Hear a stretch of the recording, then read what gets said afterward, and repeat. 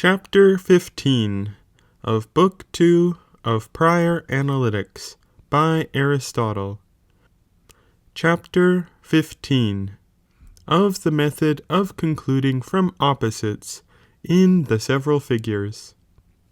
In what figure then we may, and in what we may not, syllogize from opposite propositions will be manifest thus. And I say that opposite propositions are according to diction four, as for instance, to be present with every is opposed to be present with none, and to be present with every to be present not with every, and to be present with a certain one to be present with no one, and to be present with a certain one to be present not with a certain one. In truth, however, they are three, for to be present with a certain one is opposed to being present not with a certain one, according to expression only. But of these I call such contraries as are universal, viz. The being present with every, and the being present with none, as for instance, that every science is excellent, to no science is excellent, but I call the others contradictories. In the first figure then, there is no syllogism from contradictory propositions, neither affirmative nor negative. Not affirmative, because it is necessary that both propositions should be affirmative, but affirmation and negation are contradictories, nor negative, because contradictories affirm and deny the same thing of the same, but the middle in the first figure is not predicated of both extremes, but one thing is denied of it, and it is predicated of another. These propositions, however, are not contradictory, but in the middle figure it is possible to produce a syllogism, both from contradictories and from contraries. For let A be good, but science B and C. If then any one assumed that every science is excellent, and also that no science is, A will be with every B, and with no C, so that B will be with no C. No science therefore is science. Example 1. Every science is excellent. No science is excellent. Therefore, no science is science. It will be the same also, if having assumed that every science is excellent, it should be assumed that medicine is not excellent, for A is with every B, but with no C, so that a certain science will not be science. Example 2. Every science is excellent. No medicine (bracket, a certain science) close bracket, is excellent. Therefore, no medicine (bracket, a certain science) close bracket, is science. Likewise, if A is with every C, but with no B, and B is science, C medicine, A opinion. For assuming that no science is opinion, a person would have assumed a certain science to be opinion. Example 3. No science is opinion. All medicine is opinion. Therefore, no medicine is science. This, however, differs from the former in the conversion of the terms. For before the affirmative was joined to B, but now it is to C. Also, in a similar manner, if one premise is not universal, for it is always the middle, which is predicated negatively of the one, and affirmatively of the other. Hence it happens that contradictories are concluded, yet not always, nor entirely, but when those which are under the middle so subsist, as either to be the same, or as a whole to a part, otherwise it is impossible, for the propositions will by no means be either contrary or contradictory. In the third figure, there will never be an affirmative syllogism from opposite propositions, for the reason alleged in the first figure, but there will be a negative, both when the terms are and are not universal. For let science be B and C, and medicine A. If then a person assumes that all medicine is science, and that no medicine is science, he would assume B present with every A, and C with no A, so that a certain science will not be science. Example 4. No medicine is science. All medicine is science. Therefore, a certain science is not science. Likewise, if the proposition A, B is not taken as universal, for if a certain medicine is science, and again no medicine is science, it results that a certain science is not science. Example 5. A certain medicine is not science. All medicine is science. Therefore, a certain science is not science. But the propositions are contrary, the terms being universally taken. If, however, one of them is particular, they are contradictory. We must, however, understand that it is possible thus to assume opposites, as we have said, that every science is good, and again, that no science is good, or that a certain science is not good, which does not usually lie concealed. It is also possible to conclude either of the opposites through other interrogations, or as we have observed in the topics, to assume it. Since, however, the oppositions of affirmations are 3, it results that we may take opposites in 6 ways, either with every and with none, or with every and not with every individual, or with a certain and with no one, and to convert this in the terms. Thus A may be with every B, but with no C, or with every C, and with no B, or with the whole of the one, but not with the whole of the other. And again, we may convert this as to the terms. It will be the same also in the third figure, so that it is clear in how many ways, and in what figures it is possible for a syllogism to arise through opposite propositions. But it is also manifest that we may infer a true conclusion from false premises, as we have observed before, but from opposites we cannot.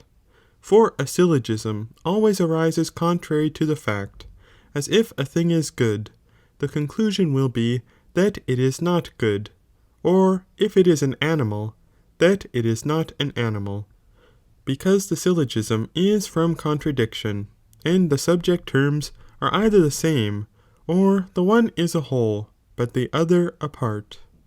It appears also evident that in paralogisms there is nothing to prevent a contradiction of the hypothesis arising, as if a thing is an odd number, that it is not odd, for from opposite propositions there was a contrary syllogism. If then one assumes such, there will be a contradiction of the hypothesis. We must understand, however, that we cannot so conclude contraries from one syllogism, as that the conclusion may be that what is not good is good, or anything of this kind, unless such a proposition is immediately assumed, as that every animal is white and not white, and that man is an animal. but we must either presume contradiction, as that all science is opinion, and is not opinion, and afterwards assume that medicine is a science indeed, but is no opinion, just as elenchi are produced, or conclude from two syllogisms. Wherefore, that the things assumed should really be contrary is impossible in any other way than this, as was before observed. Chapter 16. Of the petitio principii, or begging the question. To beg and assume the original question consists to take the genus of it, in not demonstrating the proposition, and this happens in many ways, whether a person does not conclude at all, or whether he does so through things more unknown, or equally unknown, or whether he concludes what is prior through what is posterior, for demonstration is from things more creditable and prior. Now of these there is no begging the question from the beginning, but since some things are naturally adapted to be known through themselves, and some through other things, for principles are known through themselves, but what are under principles through other things, when a person endeavours to demonstrate by itself what cannot be known by itself, then he begs the original question. It is possible, however, to do this so as immediately to take the thing proposed for granted, and it is also possible that passing to other things, which are naturally adapted to be demonstrated by that, which was to be investigated, to demonstrate by these the original proposition, as if a person should demonstrate A through B, and B through C, while C was naturally adapted to be proved through A, for it happens that those who thus syllogize prove A by itself. This they do who fancy that they describe parallel lines, for they deceive themselves by assuming such things as they cannot demonstrate unless they are parallel.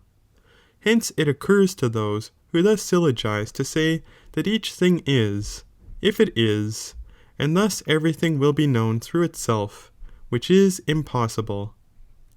If then a man, when it is not proved that A is with C, and likewise with B, begs that A may be admitted present with B, it is not yet evident whether he begs the original proposition, but that he does not prove it is clear. For what is similarly doubtful is not the principle of demonstration. If, however, B so subsists in reference to C as to be the same, or that they are evidently convertible, or that one is present with the other, then he begs the original question, for that A is with B may be shown through them if they are converted, but now this prevents it, yet not the mode. If however it should do this, it would produce what has been mentioned before, and a conversion would be made through three terms. In like manner, if any one should take B to be present with C, whilst it is equally doubtful if he assumes A also present with C, he does not yet beg the question, but he does not prove it. If however A and B should be the same, or should be converted, or A should follow B, he begs the question from the beginning for the same reason, for what the petitio principii can effect we have shown before, viz. To demonstrate a thing by itself, which is not of itself manifest. If then the petitio principii is to prove by itself what is not of itself manifest, this is not to prove, since both what is demonstrated, and that by which the person demonstrates, are alike dubious, either because the same things are assumed present with the same thing, or the same thing with the same things. In the middle figure, and also in the third, the original question may be the objects of petition, but in the affirmative syllogism, in the third and first figure. Negatively, when the same things are absent from the same, and both propositions are not alike, there is the same result also in the middle figure, because of the non-conversion of the terms in negative syllogisms. A petitio principii, however, occurs in demonstrations as to things which thus exist in truth, but in dialectics as to those which so subsist according to opinion. Chapter 17. A consideration of the syllogism in which it is argued that the false does not happen. An account of this. That the false does not happen on account of this, which we are accustomed to say frequently in discussion, occurs first in syllogisms leading to the impossible, when a person contradicts that which was demonstrated by a deduction to the impossible. For neither will he who does not contradict assert that it is not false on this account, but that something false was laid down before, nor in the ostensive proof, since he does not lay down a contradiction. Moreover, when anything is ostensively subverted through A, B, C, we cannot say that a syllogism is produced, not on account of what is laid down, for we then say that is not produced on account of this, when this, being subverted, the syllogism is nevertheless completed, which is not the case in ostensive syllogisms, since the thesis, being subverted, the syllogism which belongs to it will no longer subsist.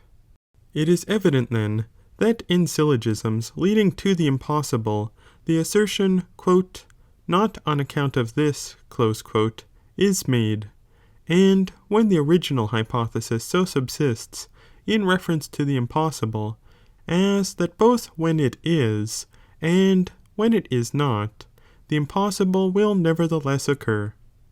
Hence the clearest mode of the false not subsisting on account of the hypothesis is when the syllogism leading to the impossible does not conjoin with the hypothesis by its media, as we have observed in the topics, for this is to assume as a cause what is not a cause, as if any one wishing to show that the diameter of a square is incommensurate with its side should endeavour to prove the argument of Zeno, that motion has no existence, and to this should deduce the impossible. For the false is by no means whatever connected with what was stated from the first. There is, however, another mode, if the impossible should be connected with the hypothesis, yet it does not happen on account of that, for this may occur whether we assume the connection up or down, as if A is placed present with B, B with C, and C with D, but this should be false, that B is with D, for if A, being subverted, B is nevertheless with C, and C with D, there will not be the false from the primary hypothesis. Or again, if a person should take the connection upward, as if A should be with B, E with A, and F with E, but it should be false that F is with A, for thus there will be no less the impossible, when the primary hypothesis is subverted. It is necessary, however, to unite the impossible with the terms assumed from the beginning, for thus it will be on account of the hypothesis, as to a person taking the connection downward, it ought to be connected with the affirmative term. For if it is impossible that A should be with D, when A is removed, there will no longer be the false, but the connection being assumed in an upward direction, it should be joined with the subject. For if F cannot be with B, when B is subverted, there will no longer be the impossible. The same also occurs when the syllogisms are negative. It appears then that if the impossible is not connected with the original terms, the false does not happen on account of the thesis, or is it that neither thus will the false occur always on account of the hypothesis? For if A is placed present not with B, but with K, and K with C, and this with D, thus also the impossible remains, and in like manner when we take the terms in an upward direction, so that since the impossible happens, whether this is or this is not, it will not be on account of the position. Or if this is not, the false nevertheless arises. It must not be so assumed, as if the impossible will happen from something else being laid down, but when this being subverted, the same impossible is concluded through the remaining propositions, since perhaps there is no absurdity in inferring the false through several hypotheses, as that parallel lines meet, both whether the internal angle is greater than the external, or whether a triangle has more than two right angles. Chapter 18 of False Reasoning. False reasoning arises from what is primarily false, for every syllogism consists of two or more propositions. If then it consists of two, it is necessary that one or both of these should be false, for there would not be a false syllogism from true propositions. But if of more than two, as if C is proved through A, B, and these through D, E, F, G, some one of the above is false, and on this account the reasoning also, since A and B are concluded through them, hence through some one of them the conclusion and the false occur. Chapter 19 of the prevention of a cata-syllogism.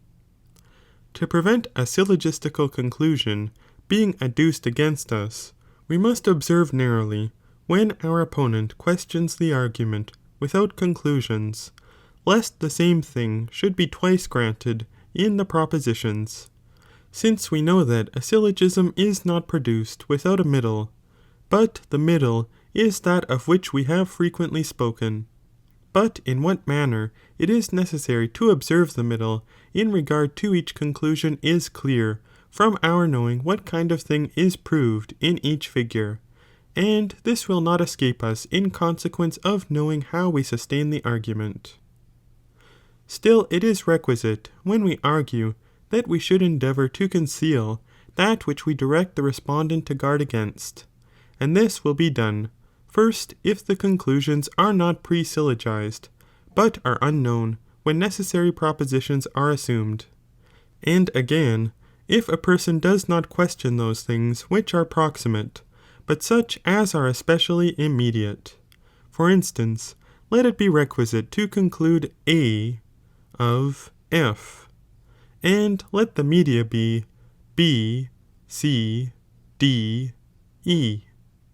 Therefore, we must question whether A is with B, and again, not whether B is with C, but whether D is with E, and afterwards whether B is with C, and so of the rest.